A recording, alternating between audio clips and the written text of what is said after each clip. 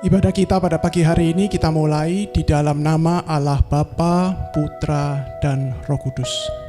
Kiranya turun atas kita semua kasih karunia dan damai sejahtera dari Allah Tritunggal. Amin. Begitu besar kasih Tuhan kepada kita, sehingga Ia rela mengorbankan anak yang tunggal Tuhan kita untuk kita. Sungguh bersyukur akan hal itu. Mari saat ini kita mau sama-sama menyembah dan meninggikan Tuhan.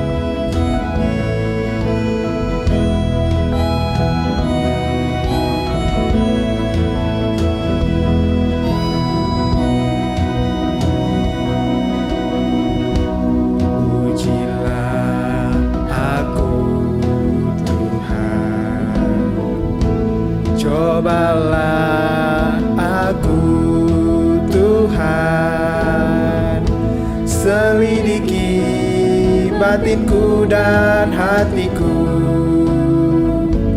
mataku tertuju padamu.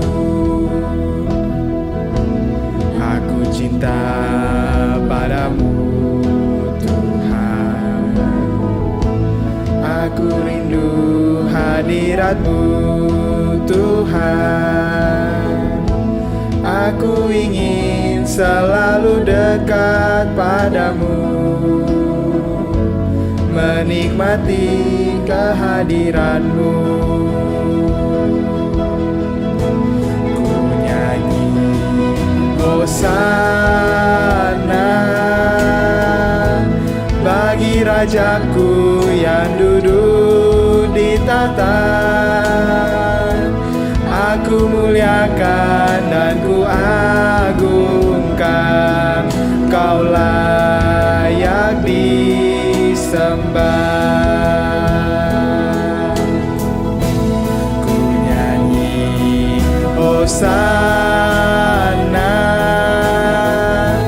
bagi Rajaku yang duduk di tahta.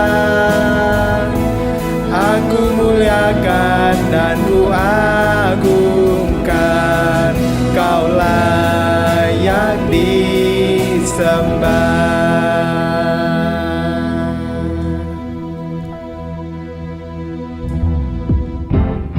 Selamat pagi teman-teman. Sungguh senang rasanya bisa beribadah bersama di pagi hari ini. Sungguh senang bukan? Tahun lalu sudah berakhir dan pada tahun ini kita mau memulai hari kita, memulai ibadah kita bersama dengan Tuhan. Karena Tuhan yang sudah mengalahkan maut, kita menang. Karena hanya Tuhan kita, Tuhan yang hebat. Mari sama-sama mau kita pujikan Tuhanku yang hebat.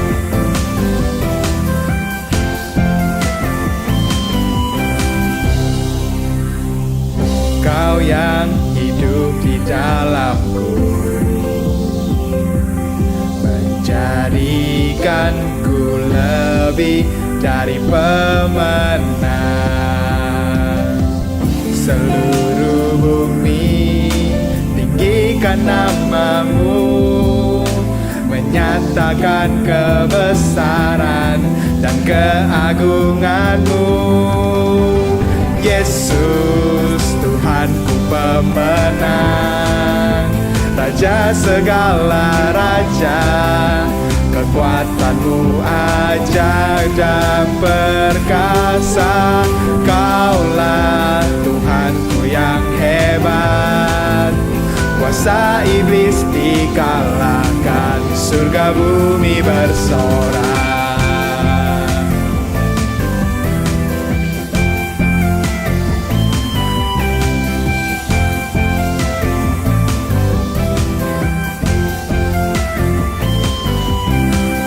Kau yang hidup di dalamku,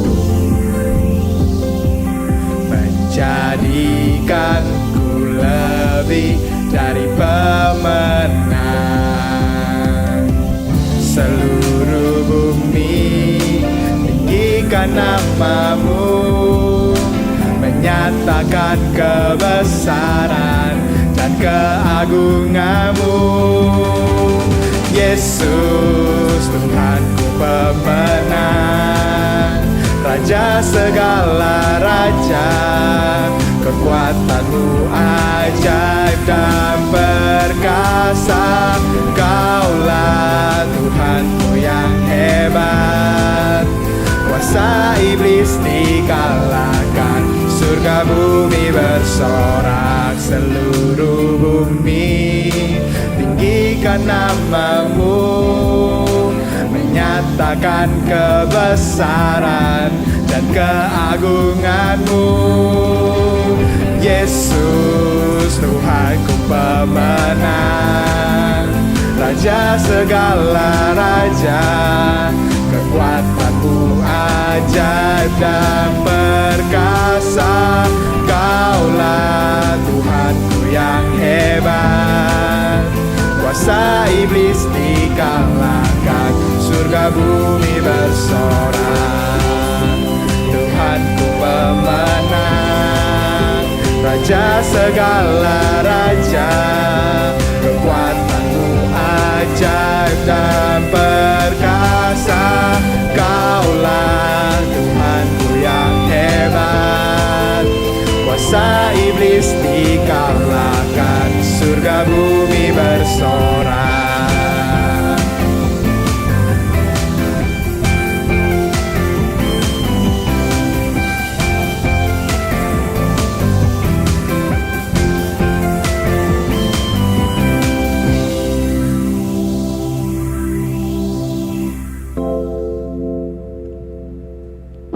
Teman-teman,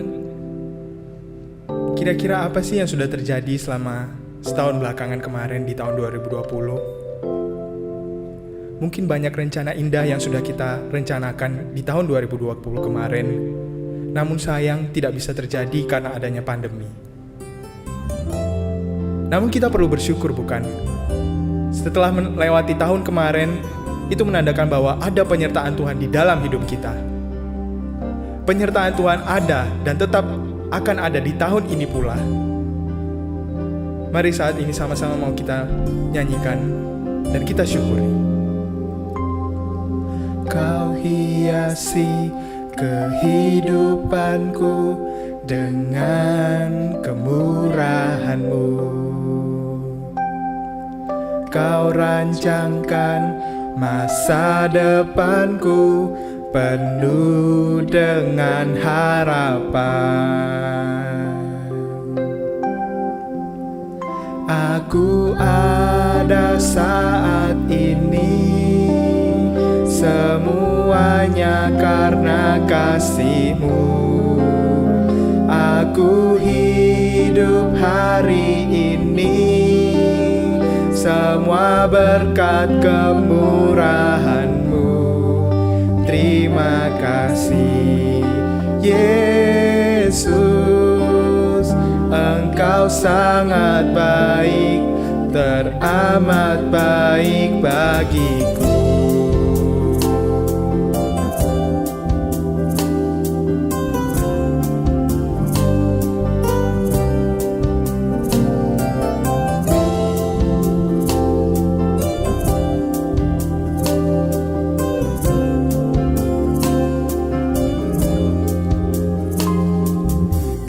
Hiasi kehidupanku dengan kemurahan-Mu. Kau rancangkan masa depanku penuh dengan harapan. Aku ada saat ini, semuanya karena kasih-Mu. Aku hidup hari ini, semua berkat kemurahan-Mu. Terima kasih Yesus, Engkau sangat baik, teramat baik bagiku.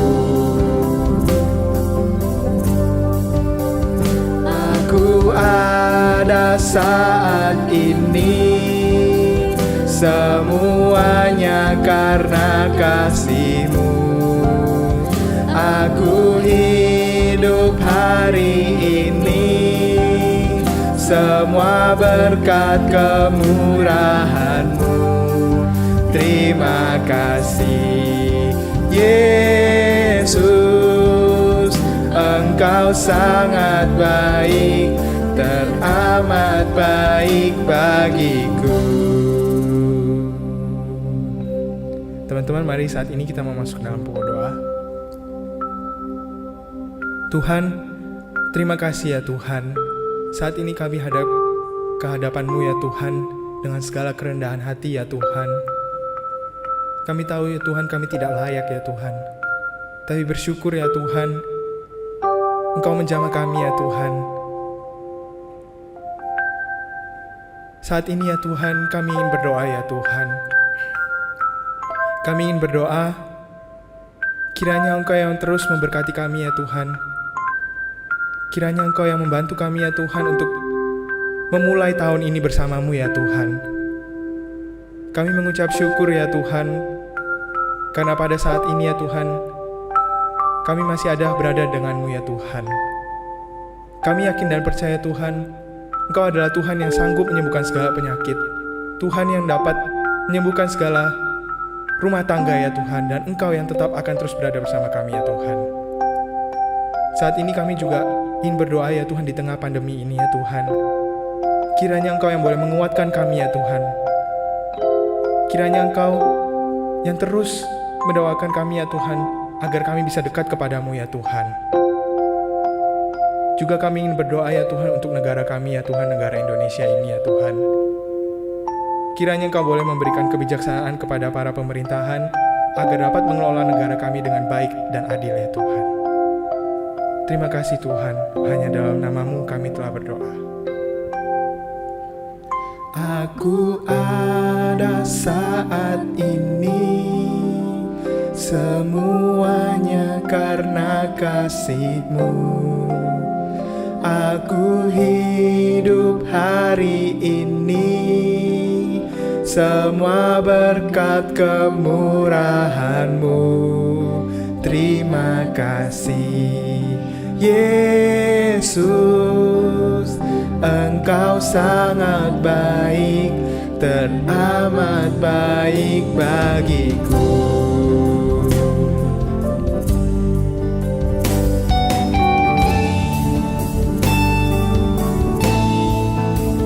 Aku ada saat ini, semuanya karena kasih-Mu. Aku hidup hari ini, semua berkat kemurahan-Mu. Terima kasih Yesus, Engkau sangat baik, teramat baik bagiku. Terima kasih Yesus, Engkau sangat baik, teramat baik bagiku. Saudara, mari kita berdoa sebelum kita akan belajar kebenaran firman Tuhan ya. Mari kita berdoa. Tuhan, terima kasih untuk kesempatan pada pagi hari ini kami boleh beribadah bersama. Kami bersyukur Tuhan untuk kesehatan dan kekuatan yang Kau masih terus berikan kepada kami semua. Dan saat ini kami mau belajar kebenaran firman-Mu. Kiranya Tuhan menolong kami supaya kami bisa memahami dan mengertinya. Dan juga Tuhan memimpin kami supaya kami juga bisa mengaplikasikannya dengan kehidupan kami, mengaitkannya dengan kehidupan kami, dan juga kemudian melakukannya dalam hidup kami setiap hari. Tolong kami semua, pimpin juga hamba-Mu yang terbatas ini. Di dalam nama Tuhan Yesus kami berdoa. Amin. Jadi saudara, sebelum saya menyampaikan renungan firman Tuhan, izinkan saya untuk menyampaikan kepada kita semua, kepada Anda semua, selamat tahun baru ya. Happy New Year 2021. Tuhan menyertai kita semua di tengah-tengah menjalani tahun yang baru, yang tentunya masih terus menghadapi tantangan yang ada ini. Dan saudara-saudara, pada pagi hari ini saya diminta untuk membawakan satu tema, itu tentang God's grace, saudara. Anugerah Allah, kasih karunia-Nya Allah. Nah, jadi mari kita membaca dari surat Efesus pasal yang kedua, ayat yang ke-8 sampai yang ke-10. Surat Efesus pasal yang kedua, ayat yang ke-8 sampai yang ke-10. Nah, demikian bunyinya. Sebab karena kasih karunia, kamu diselamatkan oleh iman. Itu bukan hasil usahamu, tetapi pemberian Allah. Itu bukan hasil pekerjaanmu. Jangan ada orang yang memegahkan diri.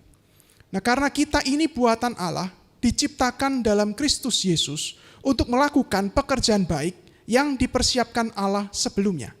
Ia mau supaya kita hidup di dalamnya. Nah, saudara, apa itu grace ya? Apa itu kasih karunia? Anugerah. Satu istilah teologi yang kita itu sering dengar sekali, saudara. Dan mungkin sering kali diucapkan, diulang-ulang oleh beberapa hamba Tuhan yang kita itu dengar khotbahnya. Nah, apa itu kasih karunia? Kenapa kasih karunia itu harus kita pusingkan? Harus terus diingatkan kepada kita.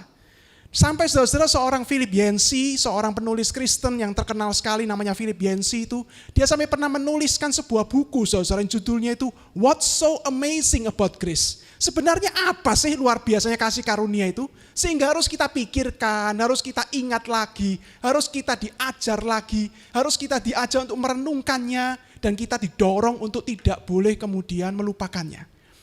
Nah, saudara, kenapa? Apa sih yang harus dipusingkan dengan kasih karunia Allah itu? Nah, saudara, kenapa kita itu terus diingatkan akan kasih karunia Allah, saudara, termasuk pada pagi hari ini, saudara? Karena jangan sampai, saudara, kasih karunia Allah itu kita take it for granted. Kita itu hanya terima dan kemudian kita itu sia-siakan. Jangan sampai kemudian kasih karunia itu kita abaikan tanpa kita sadari dalam kehidupan kita, saudara. Karena saudara, kasih karunia Allah ini memang sangat berkaitan dengan diri Allah sendiri, saudara. Kasih karunia ini berkaitan dengan diri Allah sendiri. Kasih karunia itu artinya apa, saudara? Kasih karunia Allah itu artinya adalah sesuatu pemberian yang diberikan Allah kepada kita. Pemberian yang diberikan Allah kepada kita bukan karena kita yang minta lebih dulu sama Tuhan. Bahkan saudara, diberikan kepada kita bukan sebagai hadiah karena kita ini baik sama Tuhan. Kasih karunia itu bukan seperti itu, saudara. Bukan karena kita minta, bukan karena ini hadiah, karena kita baik sama Tuhan. Bahkan sebenarnya saudara, namanya kasih karunia, kalau diberikan Allah kepada kita, itu artinya kita itu sebenarnya nggak pantas, saudara, untuk menerima itu. Dan manusia, kita tidak bisa mengganti kasih karunia Allah itu dengan apapun juga dalam kehidupan kita. Nggak bisa.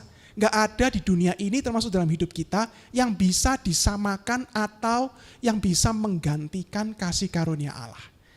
Nah, karena itu saudara, kasih karunia Allah itu dikatakan diberikan Tuhan kepada kita cuma-cuma.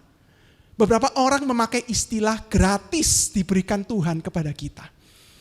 Nah, saudara, karena gratis dan cuma-cuma itulah kadang-kadang sebagai manusia, saudara, kita itu kemudian bisa tanpa sadar mengabaikannya. Karena gratis, karena cuma-cuma, tanpa sadar, saudara, kita itu menganggapnya murah. Sehingga kita itu kemudian mengabaikannya, tidak menseriusinya, tidak kemudian menghargainya. Padahal, saudara, kasih karunia diberikan Tuhan cuma-cuma kepada kita, karena memang tidak ada harganya, saudara. Gak bisa dihargai dengan apapun. Di dunia ini diri kita tidak ada yang bisa dibandingkan dengan kasih karunia Allah. Nah, termasuk saudara yang dikatakan Efesus 2 yang kita baca ini, kasih karunia Allah itu dinyatakan kepada kita, yaitu di dalam keselamatan melalui Tuhan Yesus Kristus. Efesus 2 mengatakan tadi, kamu diselamatkan oleh karena kasih karunia, oleh iman. Itu bukan hasil usahamu. Itu bukan pekerjaanmu. Itu bukan hasil apa yang kau bisa berikan kepada Tuhan. Nah, saudara, kasih karunia keselamatan dalam Tuhan Yesus yang diberikan kepada kita, saudara, itu bukan hasil usaha kita, itu bukan hebat-hebatnya kita di hadapan Tuhan. Maka saudara, kita perlu memikirkan ya, bagaimana? Yang pertama, Tuhan itu mengerjakan keselamatan yang besar itu, yang tidak bisa dibandingkan dengan apapun yang ternyata bukan pekerjaan dan usaha kita, saudara. Nah, bagaimana Allah itu kemudian mengerjakan keselamatan itu? Nah, saudara, walaupun ini adalah pemberian Allah, kasih karunia Allah kepada kita, bukan berarti Allah itu cuma memberinya. Just give it.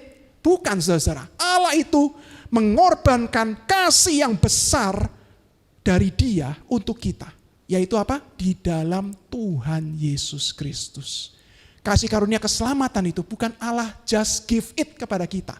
Tapi Allah itu mengorbankan, menunjukkan kasih-Nya yang besar melalui Tuhan Yesus Kristus. Anak Allah yang menjadi manusia yang baru saja kita rayakan pada Natal. Kemudian Dia mati di kayu salib untuk menanggung dosa manusia dan menjadi pengganti manusia yang seharusnya dihukum karena dosa-dosanya. Saudara-saudara, dosa itu apa ya? Dosa itu bukan sekedar berbuat jahat, saudara. Dosa itu apa? Saudara, dosa itu menjadikan manusia itu terpisah dari Allah, sumber kehidupannya, penciptanya.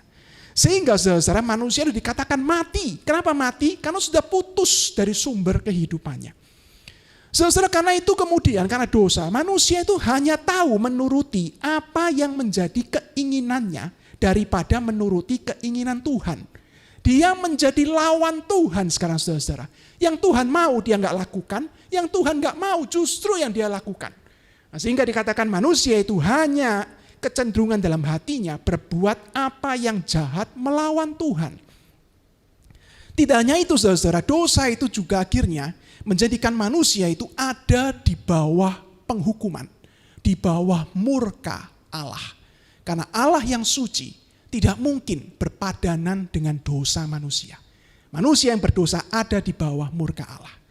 Maka saudara, sebagai manusia berdosa, saudara, status kita di hadapan Allah itu adalah musuh Allah, dimurkai Allah, dan mati di hadapan Dia. Saudara, itulah status kita di hadapan Allah. Kita manusia berdosa. Musuh Allah, lawan Allah, dimurkai oleh Allah, dan kita ini sudah mati di hadapan Tuhan. Tapi saudara, Allah itu mengutus anaknya yang tunggal, Tuhan Yesus Kristus, ke dalam dunia untuk mati di kayu salib menggantikan kita. Untuk apa, saudara? Untuk menerima murka Allah yang seharusnya ditimpakan kepada kita. Dialah yang kemudian menerima itu di atas kayu salib, saudara. Nah, sehingga kita tahu ketika kita melihat peristiwa salib, kita tahu salah satu perkataan Tuhan di salib adalah, Allahku, Allahku, mengapa engkau meninggalkan aku? Saudara, pada saat itulah Tuhan Yesus seperti ditumpahkan semua dosa manusia dan murka Allah itu ke dalam dirinya.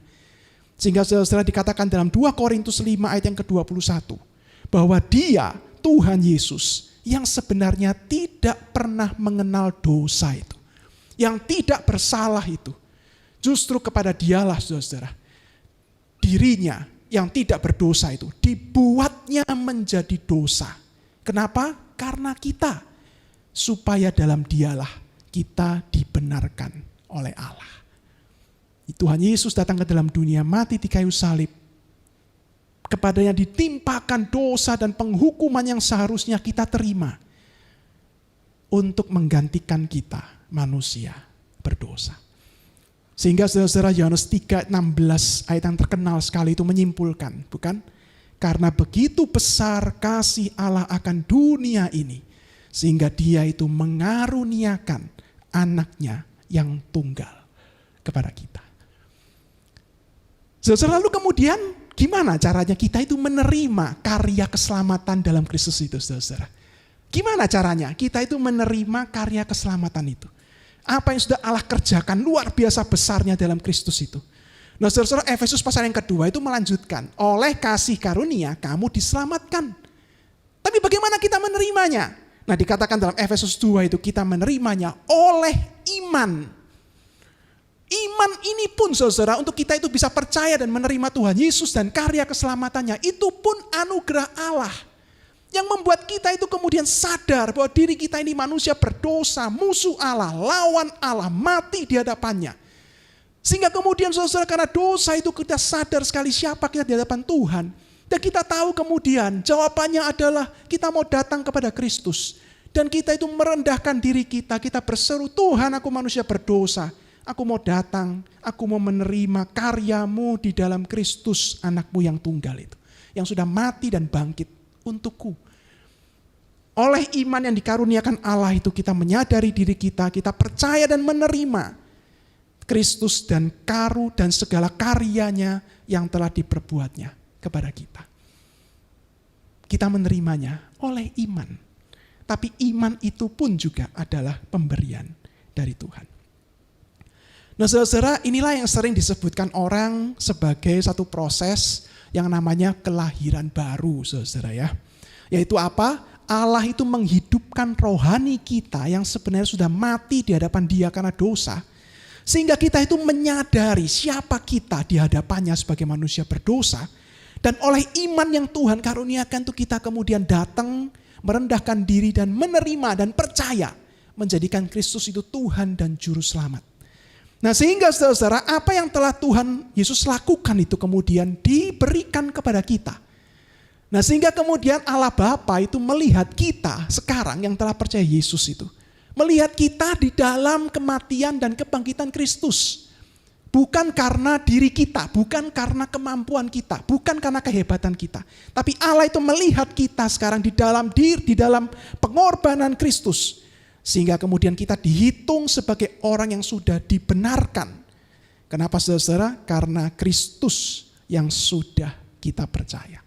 Kematian dan kebangkitannya yang sudah menggantikan dan sudah menghidupkan kita kembali di dalam Dia.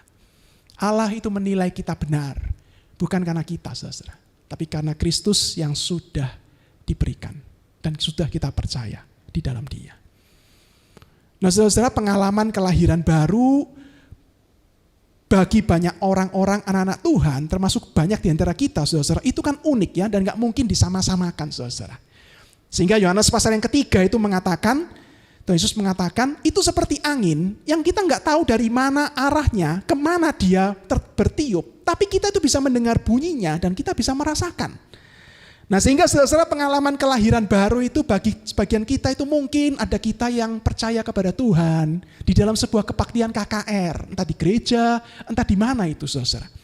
Nah mungkin ada di antara kita itu yang kemudian mau percaya kepada Tuhan, yang di mana Tuhan itu bekerja, kita itu ada mendaftar di sebuah sekolah Kristen, kita ikut pelajaran agama Kristen di sana, kemudian kita mendengar Injil diberitakan di kelas, dan kita itu kemudian sadar diri kita, Allah berkarya dan kita itu kemudian berdoa dan mau menerima Tuhan Yesus.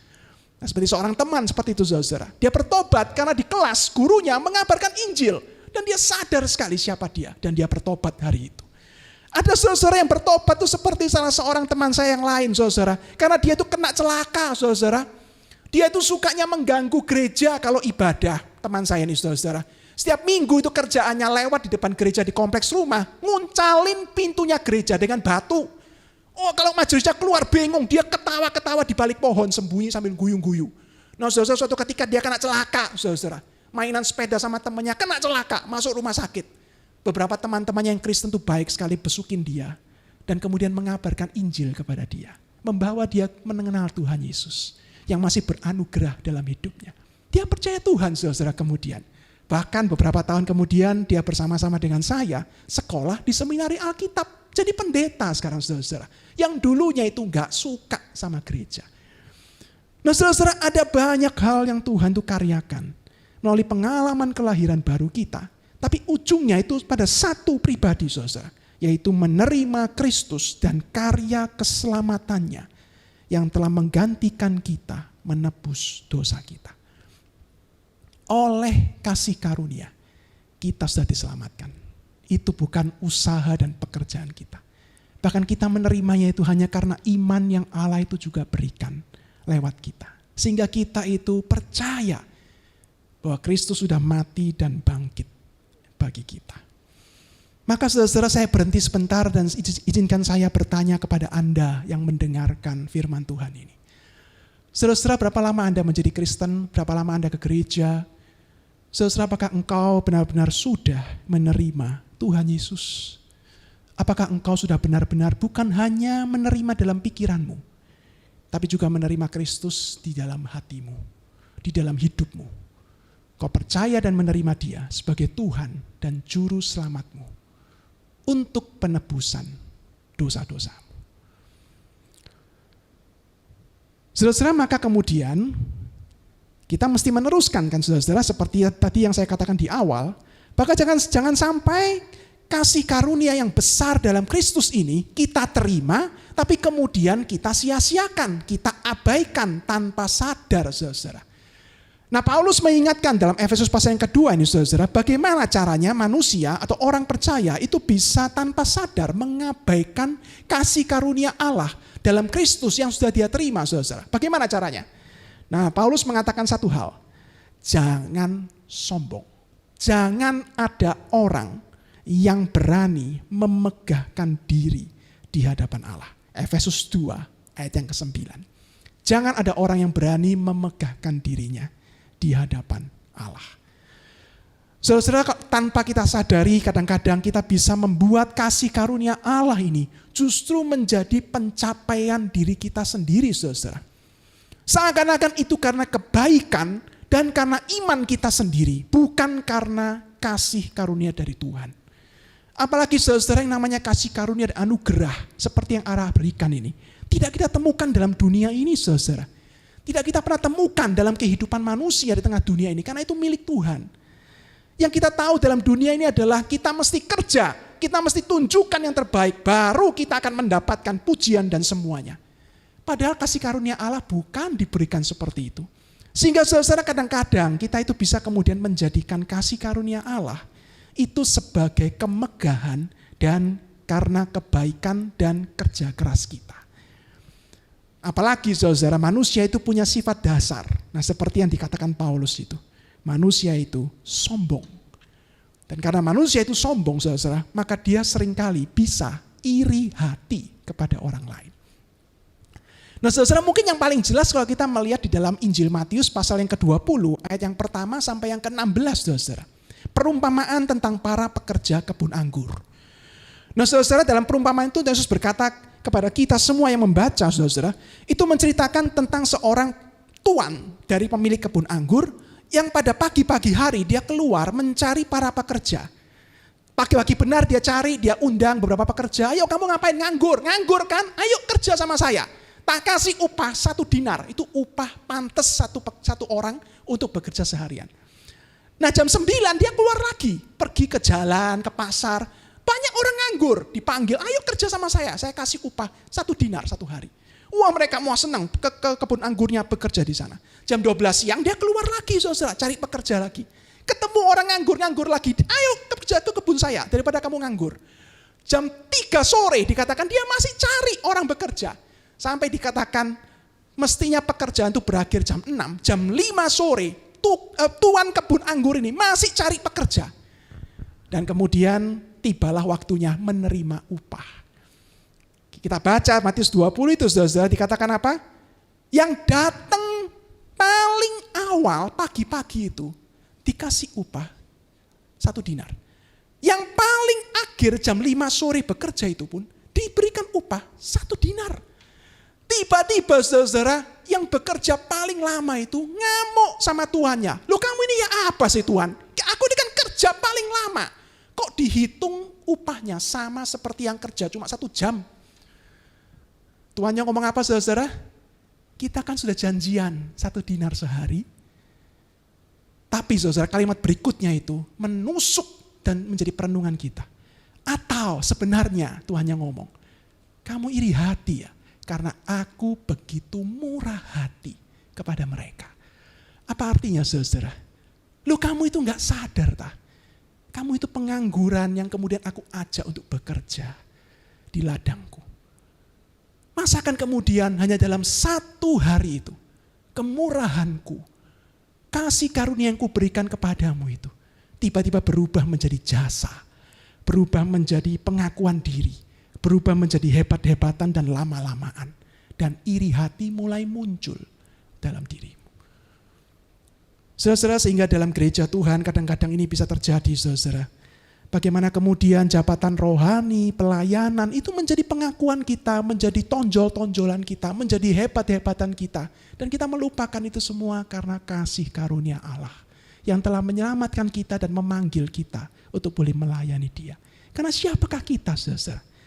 Tapi saudara, tanpa kita sadari itu bisa berubah menjadi jasa-jasa kita. Sehingga saudara kadang-kadang ketika kita nggak sadar, kita kemudian mulai hitung-hitungan. Kita mulai nggak seneng kalau nggak dihargai. Beberapa orang Kristen mulai moto, nggak mau ke gereja, nggak mau pelayanan. Karena kasih karunia Allah tanpa disadari berubah menjadi jasa diri sendiri.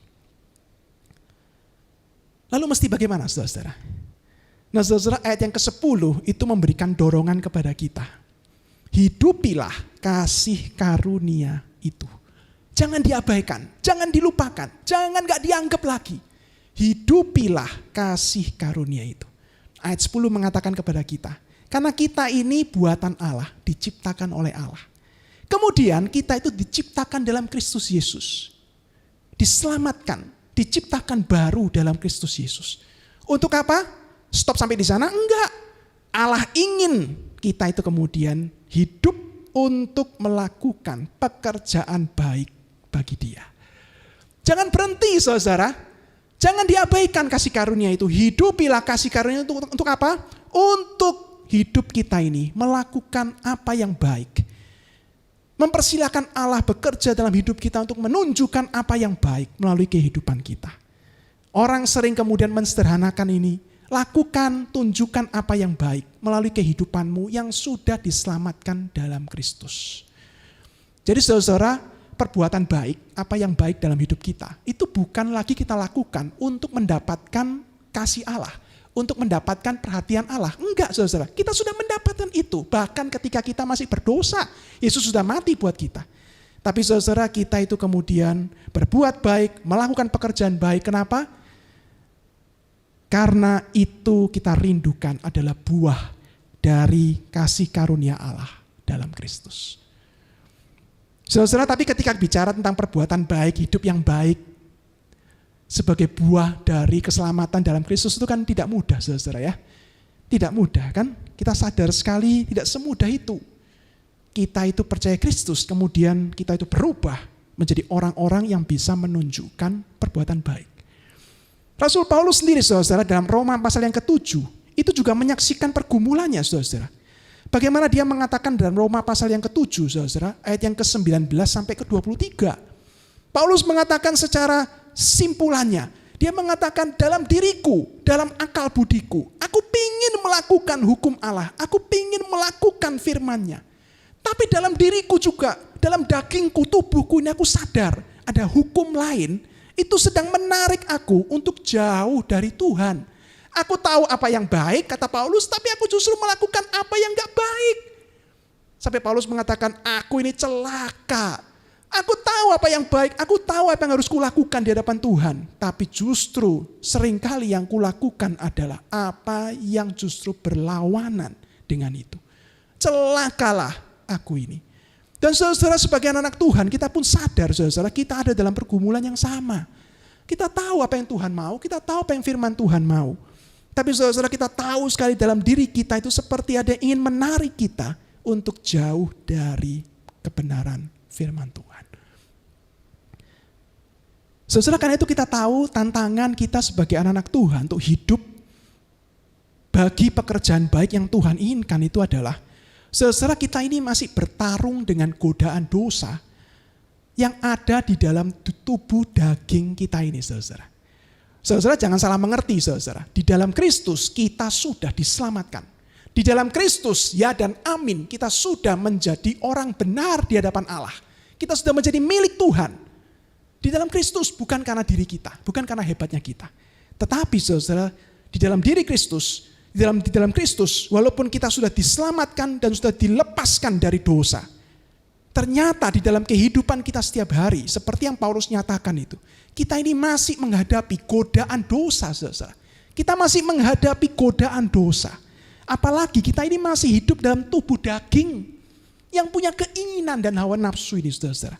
Nah, cuma Paulus mengingatkan, jangan biarkan dirimu digoda dan jatuh kembali di sana. Karena kamu sudah menjadi milik Kristus. Dia masih bisa menggodamu. Dosa masih bisa menggodamu. Engkau masih hidup dalam tubuh dagingmu yang punya hawa nafsu dan keinginan. Kadang-kadang perbuat kebiasaan-kebiasaan buruk yang masih kita harus hadapi. Tetapi jangan biarkan engkau kalah. Karena engkau sudah menjadi milik Kristus. Nah sehingga saudara-saudara dalam Efesus 4 ayat yang ke-17 sampai 19 Paulus mengatakan, jangan lagi hidup seperti orang-orang yang gak kenal Tuhan. Jangan biarkan lagi hawa nafsu menguasai dirimu. Jangan biarkan lagi engkau seperti orang yang gak punya pemahaman tentang Tuhan. Jangan biarkan itu. Saudara-saudara, Paulus mengatakan itu bukan untuk menuduh kita, menghakimi kita. Bukan untuk mengata-ngatai kita. Orang Kristen kok sih mikir kotor. Orang Kristen kok sih mikir gak baik. Orang Kristen kok sih berbuat dosa. Saudara, Paulus mengatakan itu bukan untuk menuduh kita. Karena dia pun memahami itu, saudara. Dia pun menghadapi pergumulan itu. Paulus mengatakan itu karena dia sadar sekali. Dia dan orang Kristen dan kita semua menghadapi pergumulan itu dalam kehidupan kita. Untuk hidup menghargai kasih karunia Allah. Maka saudara, apa yang kita harus lakukan?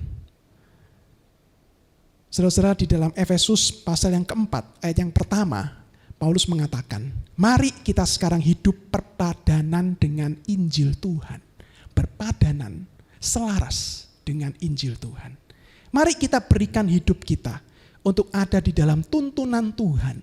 Untuk apa? Untuk kita itu, roh kita, pikiran kita selalu disucikan oleh Tuhan. Tidak lagi menuruti manusia lama kita, keinginan hawa nafsu kita yang masih menggoda kita. Tapi kita itu dibaharui selalu di dalam roh dan pikiran kita untuk mencari apa yang Tuhan mau dan melakukannya dengan pertolongan dari Tuhan. Jadi saudara, keselamatan dalam Kristus itu memang bukan jasa kita, saudara. Sama sekali tidak ada kontribusi kita ketika kita diselamatkan dalam Kristus. Tetapi ketika kita mau menghidupi keselamatan kita, ketika kita mau menghidupi kasih karunia yang sudah kita terima itu saudara, ada bagian kita sekarang. Apa itu? Memberikan diri kita untuk selalu dekat sama Tuhan. Karena kita mengandalkan Dia, membutuhkan pertolongannya. Untuk Dia terus membaharui kita. Supaya kita nggak lagi mengikuti cara hidup kita yang lama, yang berdosa itu. Tapi kita kemudian mau dibaharui dalam roh dan pikiran kita untuk mencari apa yang Tuhan inginkan. Dan kita belajar untuk menghidupinya. Walaupun pergumulan itu akan kita hadapi.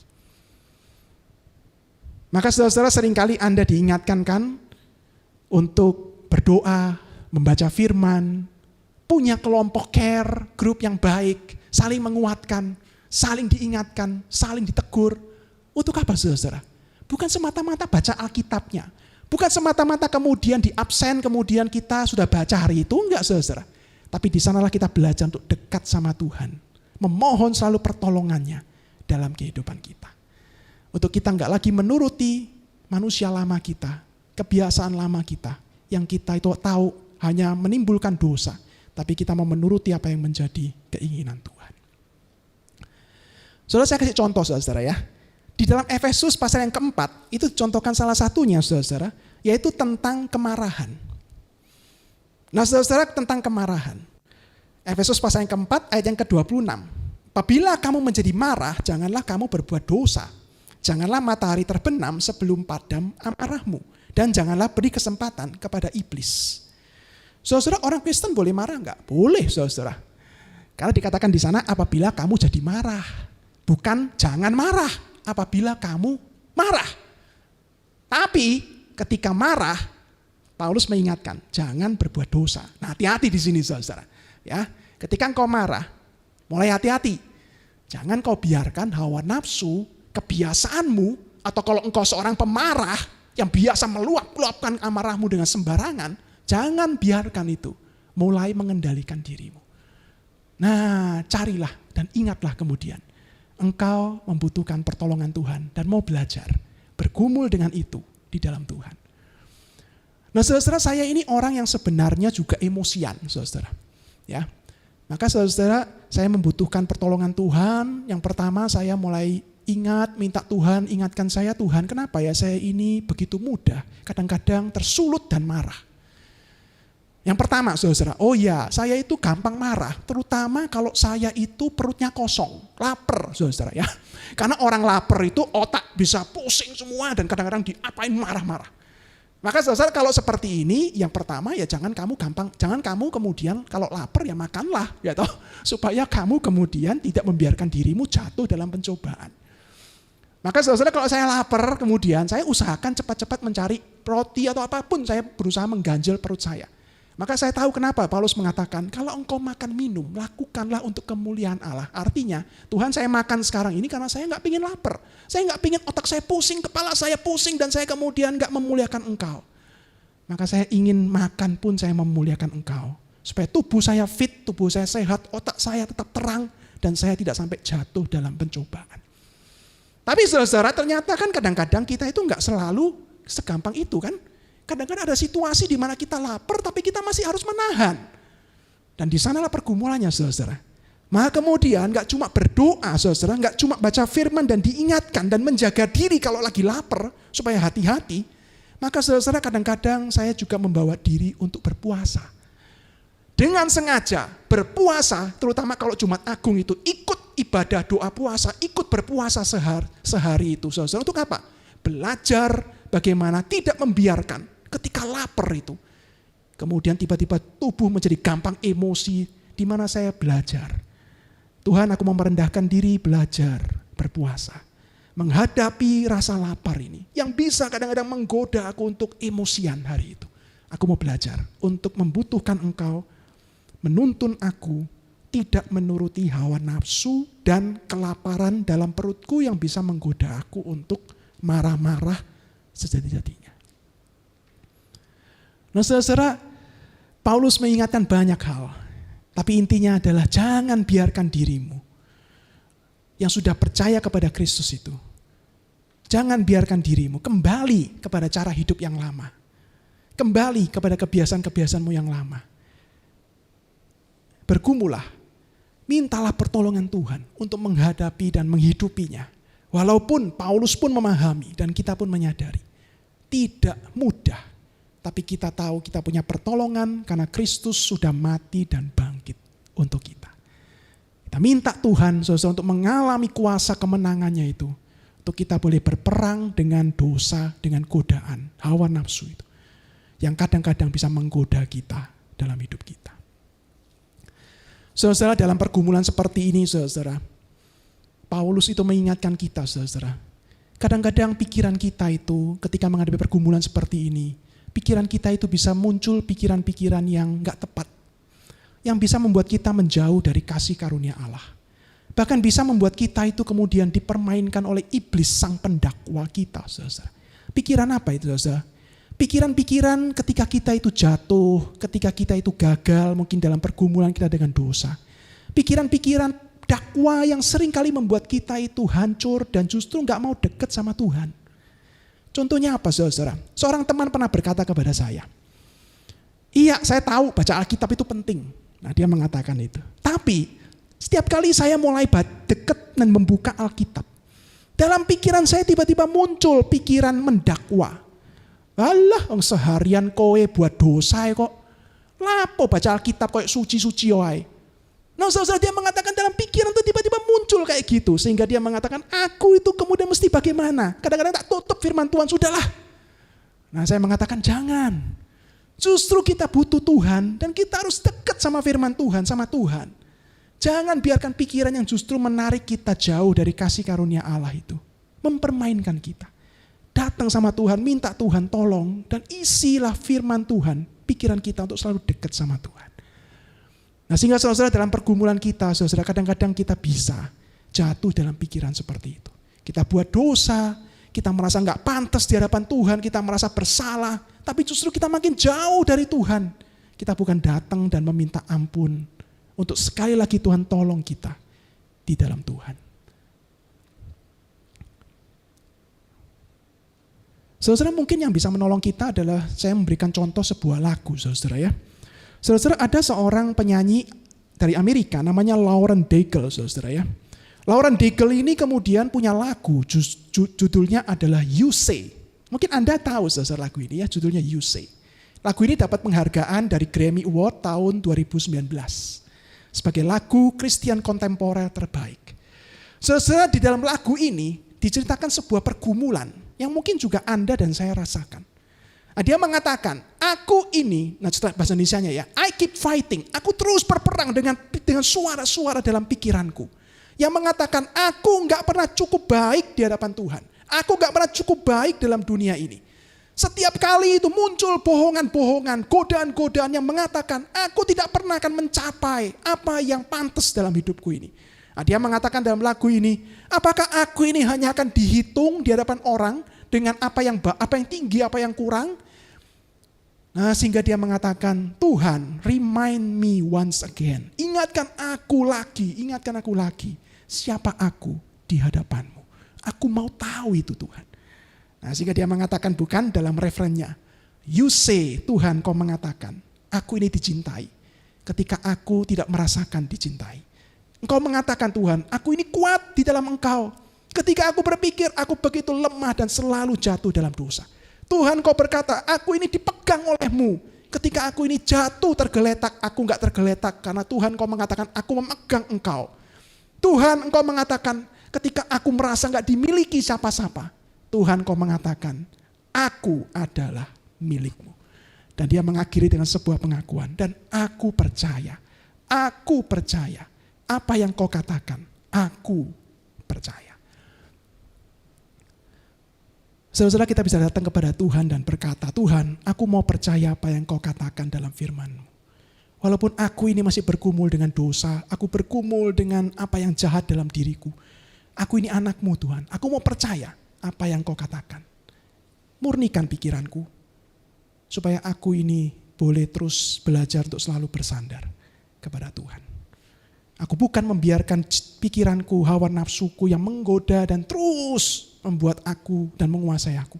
Aku mau percaya kepada firman-Mu, datang kepada kekuatan-Mu, datang untuk bersandar kepada Tuhan.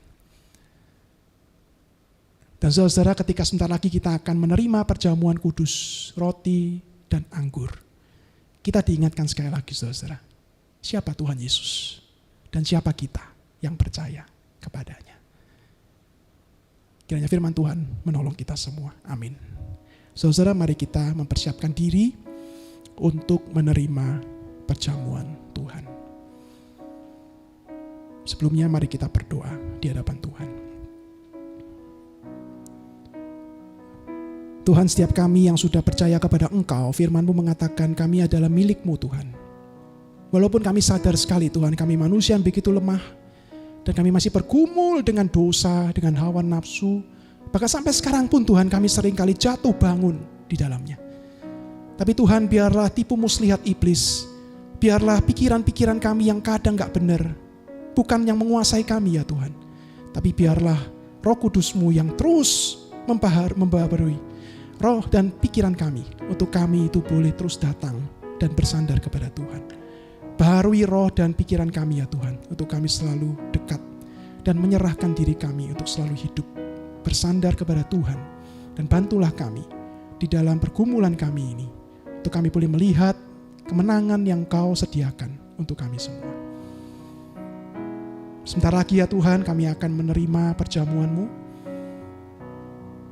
Layakkan kami, sucikan kami, ingatkan kami sekali lagi, siapa kami dan siapakah Engkau, Tuhan Yesus, Tuhan dan Juru Selamat kami. Dalam nama Tuhan Yesus kami berdoa. Amin. Saudara-saudara, kita akan mempersiapkan diri untuk menerima perjamuan Tuhan. Sebelum kita menerima roti dan anggur, saya akan membacakan firman Tuhan kepada kita semua. 1 Korintus pasal yang ke-11, dimulai dari ayat yang ke-23, firman Tuhan berbunyi demikian.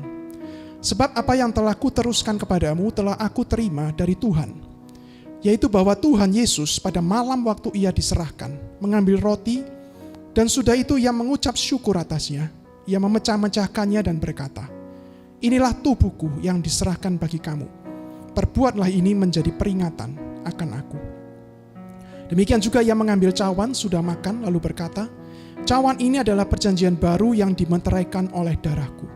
Perbuatlah ini setiap kali kamu meminumnya, menjadi peringatan akan aku.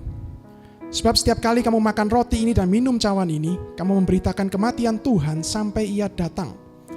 Jadi barang siapa dengan cara yang tidak layak makan roti atau minum cawan Tuhan, ia berdosa terhadap tubuh dan darah Tuhan. Karena itu hendaklah tiap-tiap orang menguji dirinya sendiri, dan baru sudah itu ia makan roti dan minum dari cawan itu. Saudara-saudara, perjamuan kudus itu bukan mau-maunya gereja, itu bukan mau-maunya pendeta dan majelis, tapi seperti dikatakan firman Tuhan, saudara-saudara, ini adalah perintah dan apa yang Tuhan Yesus berikan kepada kita, gerejanya. Itu pada waktu malam di mana Tuhan Yesus akan diserahkan, dia mengadakan perjamuan terakhir dengan para murid. Dan dia kemudian memerintahkan para murid dan semua orang yang percaya kepadanya untuk melakukan ini secara teratur. Untuk mengingat pengorbanan Tuhan Yesus bagi kita semua. Dia yang telah memberikan dirinya, tubuhnya untuk dipecahkan, darahnya untuk dicurahkan bagi kita, bagi dosa-dosa kita. Sehingga saudara-saudara, kita yang percaya kepada Tuhan sekarang, kita adalah miliknya. Kita telah dimeteraikan untuk menjadi milik Tuhan. Sehingga saudara-saudara, kita diingatkan bagaimana kita mesti hidup sebagai milik Tuhan yang telah menerima kasih karunia itu dari Dia. Dan saudara-saudara, ketika kita hidup dalam dunia ini dengan segala pergumulannya, kita tahu kita punya pengharapan, saudara-saudara. Karena kita menantikan kedatangannya yang akan mengundang kita untuk masuk dalam perjamuan anak domba yang pasti akan lebih mulia dari apa yang kita lihat dan kita rasakan pada saat ini. Itu yang menjadi pengharapan kita di tengah-tengah dunia. Saudara, maka mari kita mempersiapkan diri kita untuk kita boleh menerima roti dan anggur. Saudara, perjamuan ini disediakan untuk kita, untuk Anda yang sudah dibaptis dewasa atau yang sudah menerima peneguhan sidi, saudara.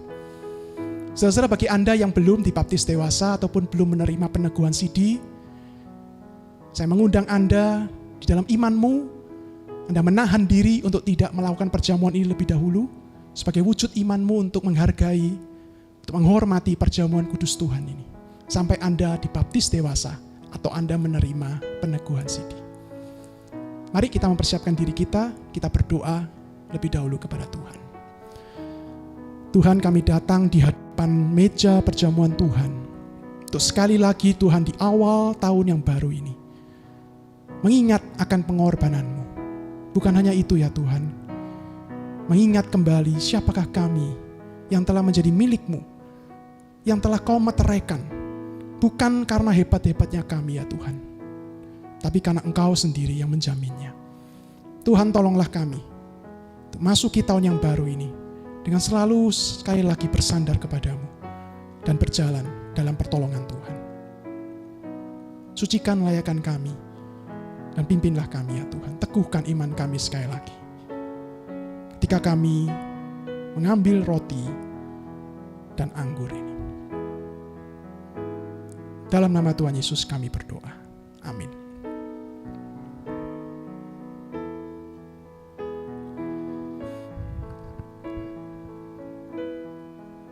Saudara, pada malam ketika Tuhan akan diserahkan, ketika dia mengadakan perjamuan terakhir dengan para murid, Tuhan Yesus mengambil roti dan kemudian memecah-mecahkannya dan berkata, "Inilah tubuhku yang dipecahkan buat kamu. Ambillah dan lakukanlah untuk menjadi peringatan akan aku." Saudara, mari kita mari kita memegang roti, dan mari kita memakannya.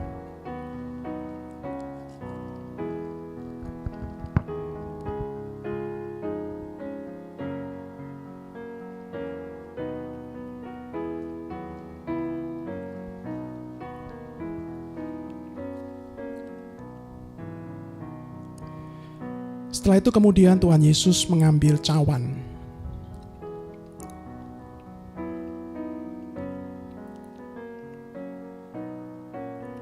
Dan kemudian dia berkata, "Cawan ini adalah perjanjian baru yang dimeteraikan oleh darahku.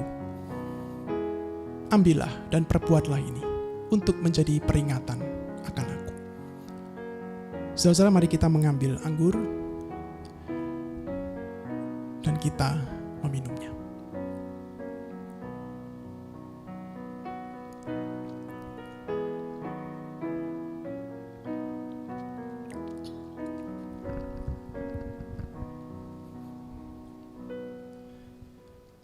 Saudara, mari kita berdoa sekali lagi, bersyukur kepada Tuhan. Tuhan, kami bersyukur pada hari ini, di awal tahun yang baru ini Tuhan. Walaupun ibadah kami dan bahkan perjamuan ini masih berlangsung secara online. Tapi Tuhan, biarlah iman kami tetap diteguhkan. Bahwa ketika kami makan roti dan minum anggur, kami tahu ya Tuhan, kami bukan melakukan ini sembarangan, kami bukan melakukan ini dengan kosong tanpa arti, tapi sebagaimana Engkau ingatkan melalui firman-Mu. Kami mengingat akan Engkau ya Tuhan, yang telah menyelamatkan kami. Dan kami membawa nama-Mu itu Tuhan Yesus dalam hidup kami. Dan kami punya pengharapan, walaupun kami masuki tahun yang baru ini, dengan tantangan dan pergumulan yang ada di tengah-tengah kehidupan kami. Tuhan, jadilah Tuhan dalam kehidupan kami, pimpinlah dan peganglah hidup kami ini. Kepadamu kami menyerahkan kehidupan kami, kepada Tuhan kami menyerahkan tuntunan perjalanan kehidupan kami ke depan di tahun yang baru ini. Dalam nama Tuhan Yesus kami berdoa. Amin. Dengan bangkit berdiri, bersama dengan seluruh jemaat dari segala penjuru dunia, kita ikrarkan pengakuan iman rasuli. Aku percaya kepada Allah, Bapa yang Maha Kuasa, Khalik langit dan bumi, dan kepada Yesus Kristus anaknya yang tunggal Tuhan kita, yang dikandung dari Roh Kudus, lahir dari anak darah Maria, yang menderita sengsara di bawah pemerintahan Pontius Pilatus, disalibkan, mati dan dikuburkan, turun ke dalam kerajaan maut. Pada hari yang ketiga, bangkit pula dari antara orang mati, naik ke surga, duduk di sebelah kanan Allah Bapa yang Maha Kuasa, dan dari sana Ia akan datang untuk menghakimi orang yang hidup dan yang mati. Aku percaya kepada Roh Kudus, gereja yang kudus dan am, persekutuan orang kudus, pengampunan dosa, kebangkitan tubuh, dan hidup yang kekal. Amin.